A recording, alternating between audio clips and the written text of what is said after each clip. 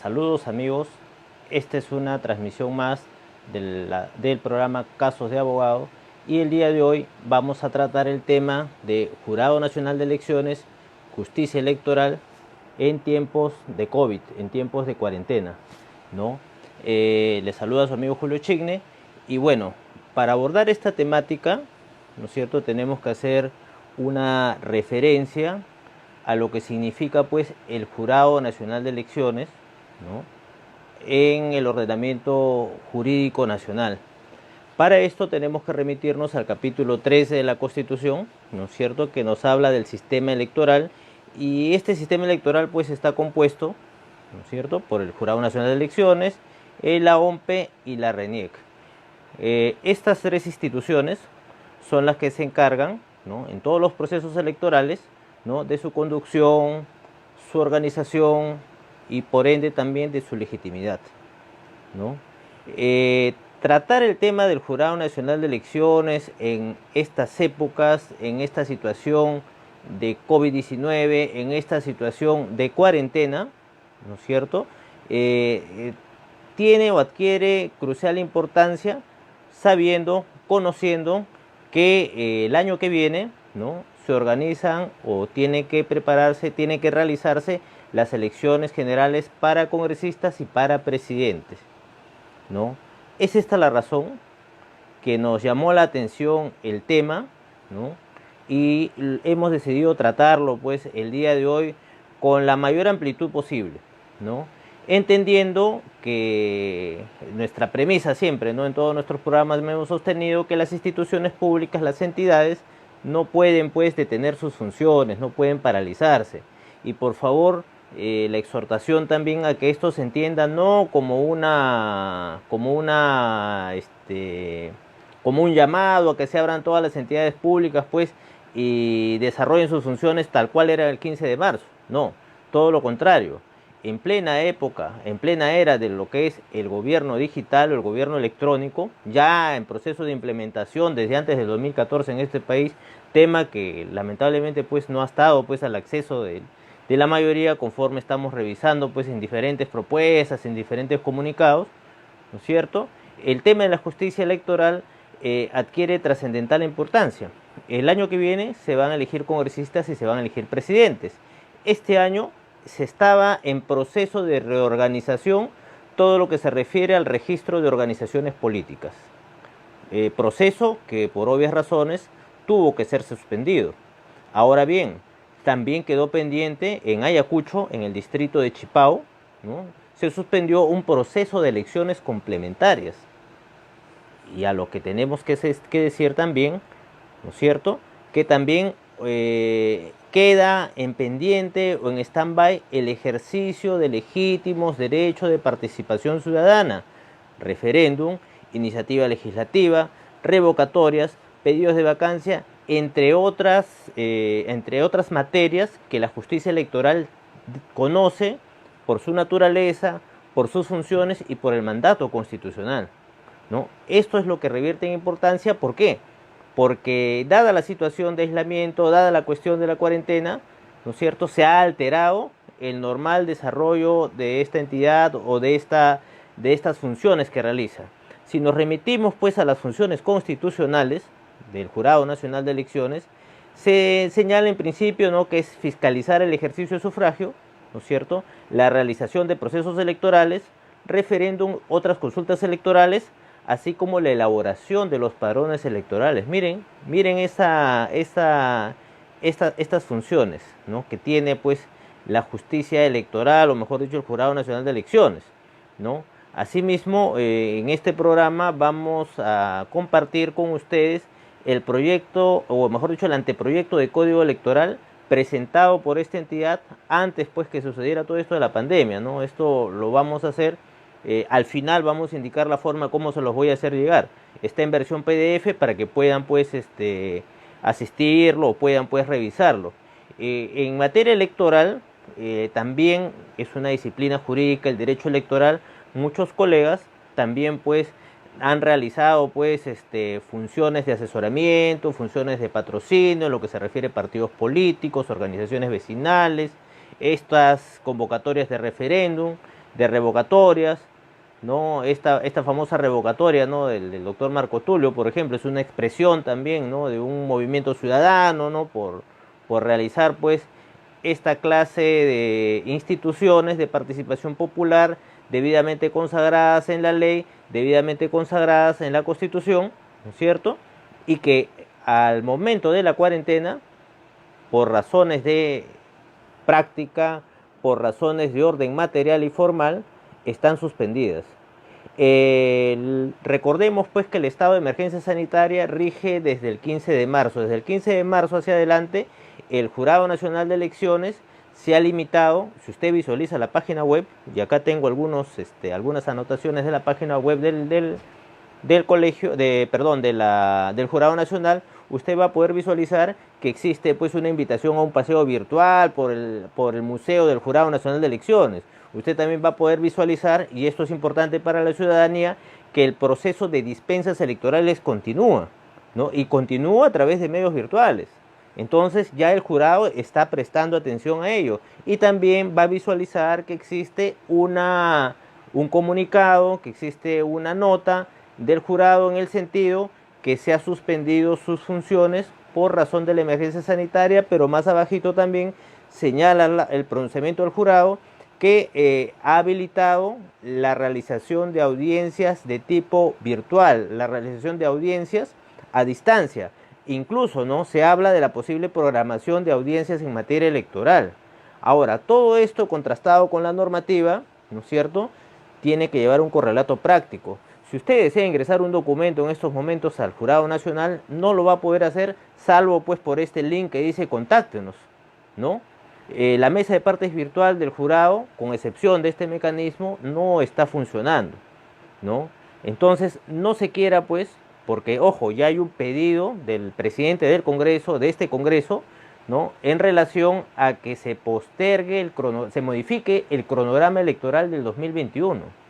Nos acordamos mucho de esto porque este proceso de elección de nuevos congresistas tan corto, tan peculiar, ¿no es cierto?, va a tener que ser pues objeto de otro proceso el año que viene, ¿no?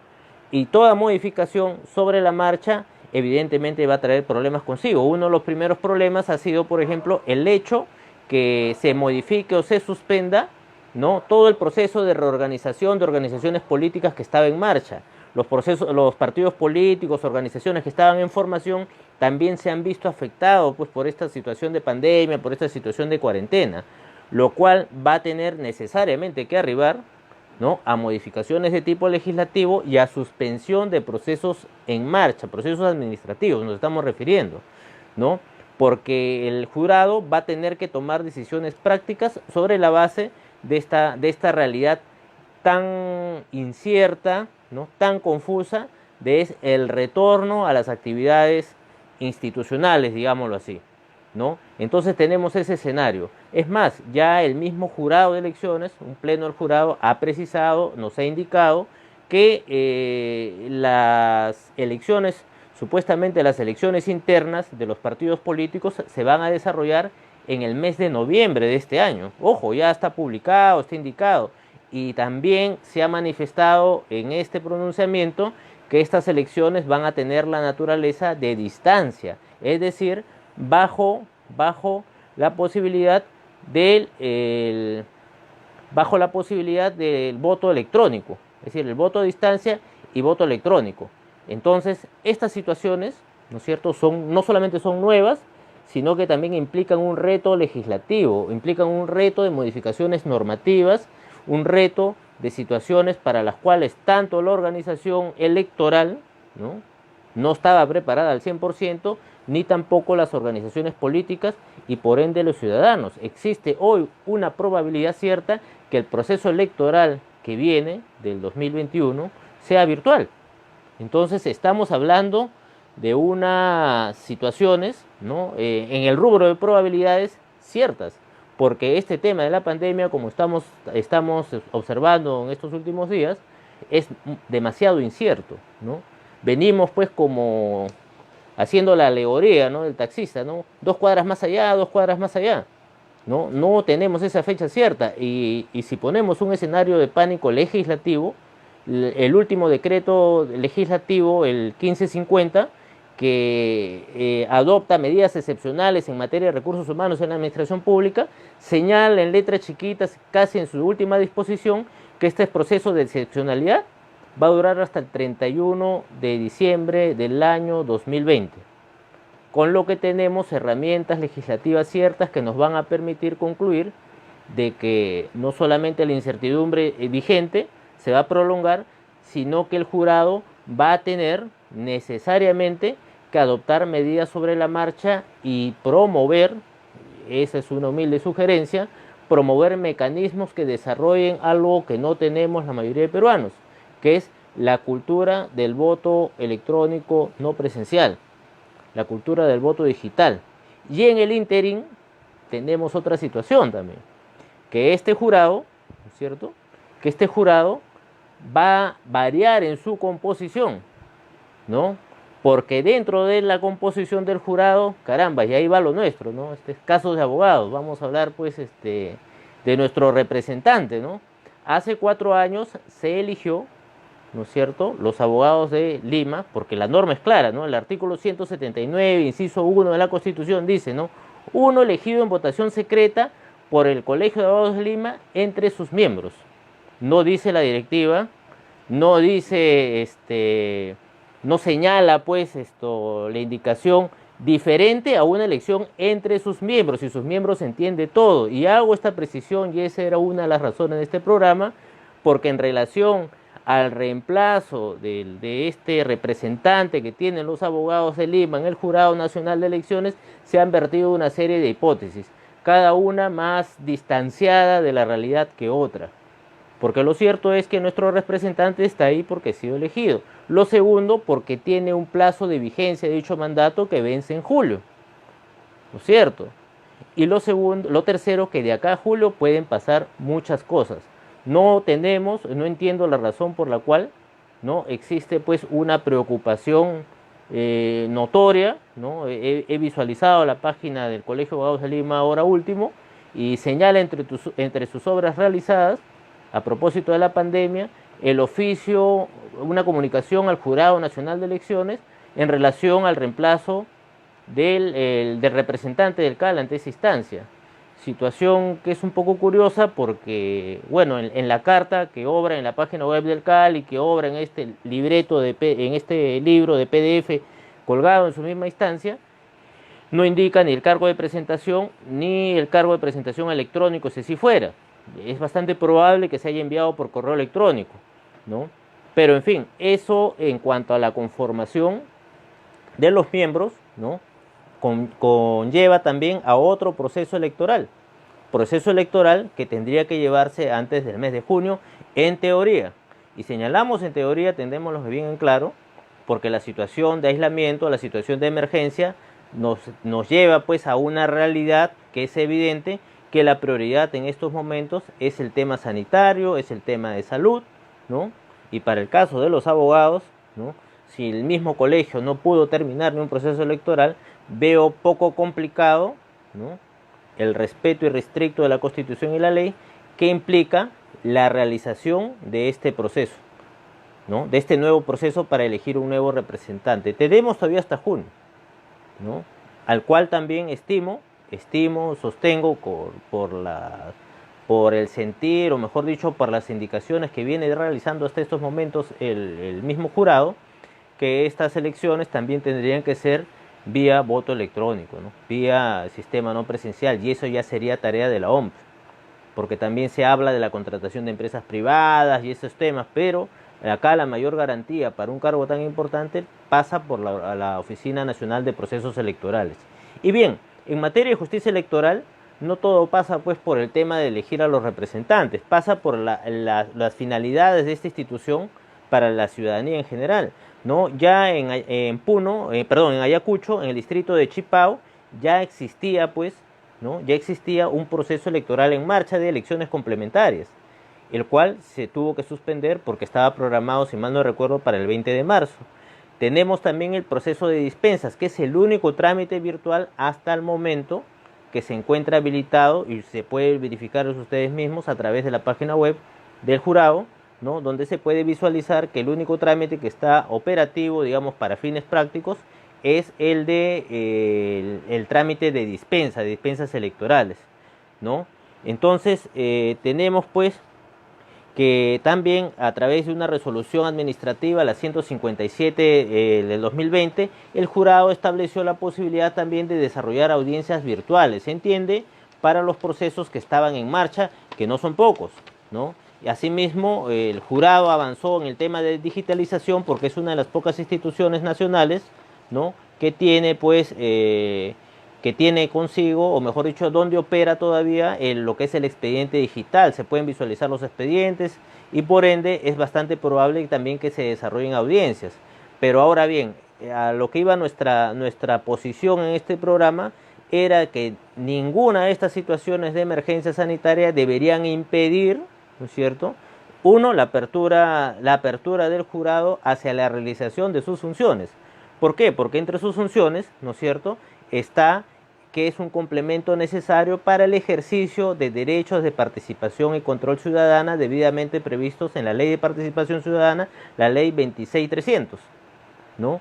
Lo que se ha suspendido, y esto me va a hacer retrotraer algunos programas atrás, ¿no? Lo que se ha suspendido, ¿no es cierto?, son las restricciones de circulación. No se ha restringido ni el derecho a elegir, ni el derecho a ser elegido, no se ha suspendido tampoco el derecho de ejercer el derecho de participación y control ciudadano.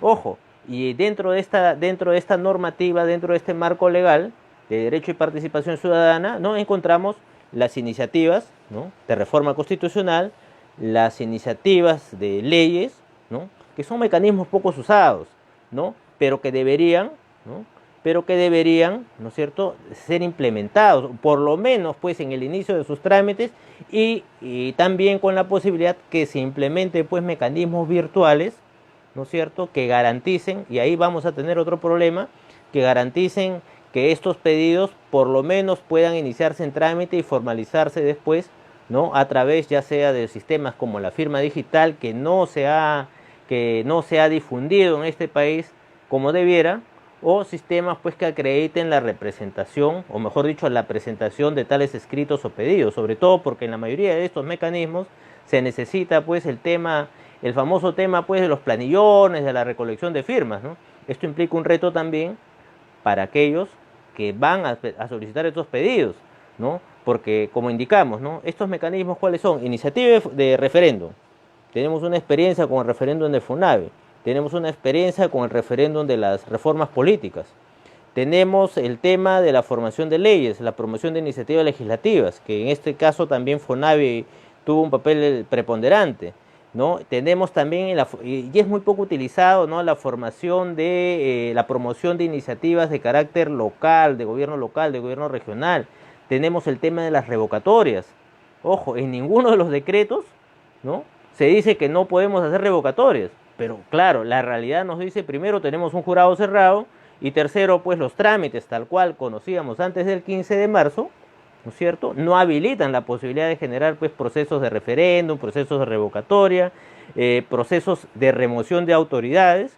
Miren ahora lo que está pasando pues con este tema del COVID, con este tema de la pandemia, ¿no? Existen situaciones por demás curiosas en la que lamentablemente pues son protagonistas muchos gobiernos locales, ¿no?, donde se les ha asignado recursos, donde se les ha asignado patrimonio, existen varias denuncias. Sin embargo, en la actual situación, en las actuales circunstancias, pues estos mecanismos de participación, como son la remoción de autoridades, los procesos de rendición de cuentas, ¿no es cierto?, no pueden pues tramitarse a la usanza de antes del 15 de marzo del 2020.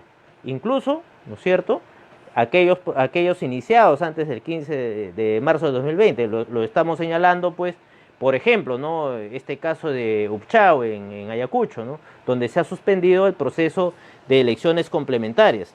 Asimismo, reiterar, ¿no es cierto?, que el Jurado Nacional, el presidente del Congreso, ¿no es cierto?, ya ha señalado o ha exhortado al Jurado Nacional, miren qué bien curioso, ¿no?, ha exhortado que se modifiquen los plazos de las elecciones del año 2021. Reitero lo expuesto inicialmente, ¿no?, estos momentos son de emergencia, estos momentos son en los que se debe priorizar la vida, donde se debe priorizar las restricciones de carácter sanitario, pero en ningún momento ninguna de las restricciones, ¿cierto?, ha traído consigo la restricción del ejercicio de derechos constitucionales, como son la participación ciudadana en el marco de la ley 26.300, la ley de participación ciudadana, los mecanismos de referéndum, los mecanismos pues de participación democrática en la iniciativas legislativas, de revocatoria de autoridades, de rendición de cuentas, todos plenos derechos legítimos que están enmarcados dentro de la Constitución y que en la actualidad de alguna manera se encuentran restringidos de hechos porque implican la realización de trámites administrativos al interior del jurado y por las situaciones de aislamiento son de difícil o si no imposible verificación en la práctica, ¿no?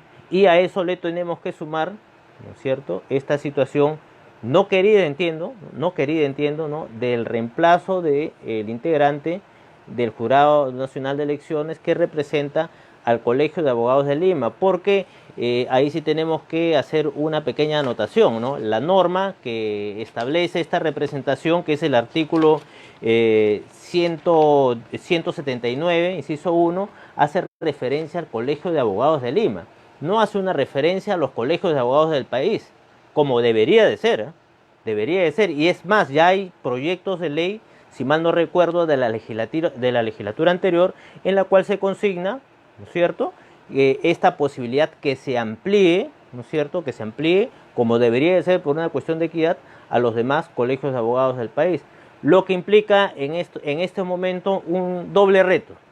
El primer reto, superar el tema electoral, que se ha quedado pues estático, que se ha quedado suspendido en la práctica, en la actualidad, desde el 30 de noviembre del año pasado, al interior del Colegio de Abogados de Lima. Y con posterioridad a ello, ¿no?, esta famosa comunicación que se ha hecho pública de la actual gestión directiva del Colegio de Abogados de Lima hacia el Jurado Nacional de Elecciones y que ha generado pues una serie de difusiones en redes sociales, ¿no?, referidas a su contenido. Por lo particular no considero prioridad el tema electoral, ¿no?, en términos de preferir entre el tema sanitario y el tema electoral. En sí, lo que considero es que se debe dar por parte del colegio alternativas, o mejor dicho, mecanismos de poder ayudar a los abogados litigantes antes que preocuparse por el tema electoral, porque acá no hay que preocuparnos por el tema electoral, ¿eh? El tema electoral está debidamente prescrito en la ley, está señalado en la ley, o sea, lo que está en la ley, que es la representación, el cambio, se va a tener que dar de todas maneras, ¿no? Los mecanismos es otro detalle que se va a tener que elaborar en el tiempo, pero todavía estamos con tiempo, ¿no?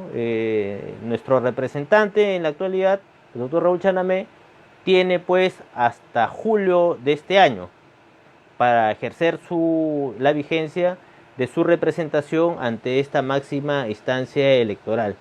Y en fin, ¿no?, es un tema que definitivamente pues va a tener que conllevar las adecuaciones normativas a través de directivas internas, de resoluciones administrativas, pero lo fundamental, consideramos, ¿no?, debe ser que el Jurado Nacional de Elecciones por lo menos implemente un mecanismo también de implementar, o mejor dicho, dar la posibilidad a la ciudadanía en general que puedan pues ejercer, digamos, los trámites administrativos a distancia, los trámites a través de mecanismos virtuales y también porque, ojo, el Jurado Nacional de Elecciones tiene iniciativa legislativa y en virtud de esa iniciativa legislativa, y eso es lo que les iba a señalar también a continuación, ellos han presentado un proyecto de código electoral, que les voy a hacer llegar a las personas que visualicen este video, ¿no es cierto?, a través de mi canal de YouTube, ¿no? Les voy a pedir por favor me indican un correo electrónico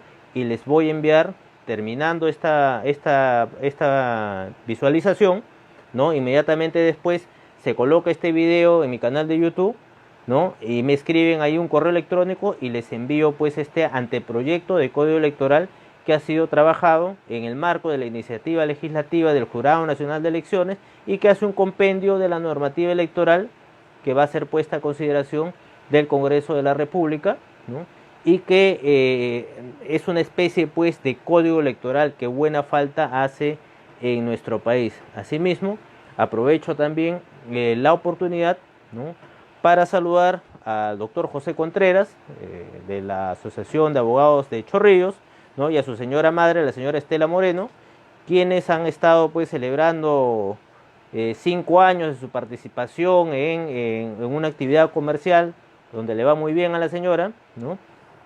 Y también saludar a los amigos como son la doctora Carmen Castillo, el doctor Marlon Ishpas, quienes están visualizando el presente programa. Les invito por favor a compartir en sus redes este tema y señalar que el objetivo de esta transmisión tiene mucho que ver con que las entidades públicas, y en este caso el jurado de elecciones, ¿no es cierto?, pueda ejercer sus funciones dentro del estado de excepción, dentro del estado de cuarentena, ¿no?, con la posibilidad de habilitar a los ciudadanos a realizar los trámites administrativos que su organización y funcionamiento aperturan para la ciudadanía. En principio han hecho bien con establecer el tema de las dispensas. Las dispensas electorales se pueden realizar online. El tema relacionado a los otros trámites, como son la constitución de partidos, que tampoco es un derecho que está suspendido, ¿no es cierto?, no están habilitados esos canales, ¿no?, por razones de la práctica administrativa que ha llevado pues este jurado. Y asimismo a ponernos las pilas, pues, ¿no?, porque la representación gremial, en este caso, que ha sido delegada, ¿no?, al jurado a través de un representante, ¿no?, tiene que ser resuelta, o mejor dicho, tiene que ser renovada dentro del plazo establecido dentro de ley. Y hay que tomarlo con calma, porque acá también les hago un alcance. No es que se han tejido pues una serie de hipótesis sobre lo que pasaría en la eventualidad que no se desarrolle el proceso electoral de reemplazo, el proceso electoral que cambie al representante que tenemos ante el Jurado Nacional de Elecciones. Y estuve revisando un tema de jurisprudencia electoral y ocurre que, contrariamente a lo que muchos piensan, ¿no?, el jurado, en tanto no elija, o mejor dicho, no se designe un nuevo representante, va a tener pues que estar conformado en la forma como ya se encuentra desarrollando sus funciones. Hay un antecedente, el año 2014, ojo, el año 2014 ocurrió lo mismo con el representante de las universidades privadas, ¿no?